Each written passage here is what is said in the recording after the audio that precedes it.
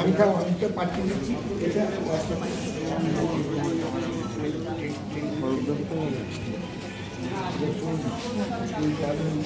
আপনাকে পাঠানোর ব্যাপারে আমি কথা বললাম মাকে পাঠিয়ে রেখেছি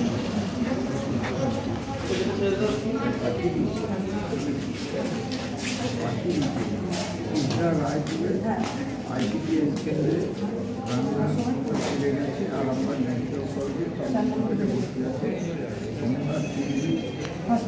ভর্তি করতে হবে। তাহলে তো আমরা একটু কথা বলে পার্থ আসছে পাঠ্যপত্র প্রধান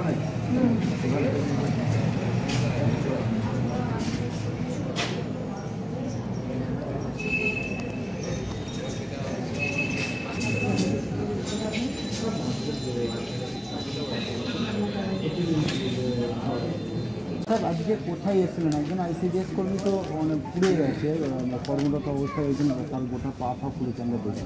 তো এইটা নিয়ে আপনারা কী ভাবছেন বা কী ব্যবস্থা নেই? আমাদের হরিখোলাগঞ্জ যে মাঠ কৃষ্ণপুর আছে 116 নম্বর যে সেন্টার কৃষ্ণা রায়দুলে আরামবাগ আমাদের মেডিকেল কলেজে 4 নম্বর বেডে ভর্তি আছে। এবার আমরা দেখতে এসেছি, কারণ এত সরকারি কর্মী আমাদের আইসিডিএসের আমাদের যারা দায়িত্বপ্রাপ্ত মধুমিতা দিয়েরাও আছে, আমাদের প্রধান সাহেব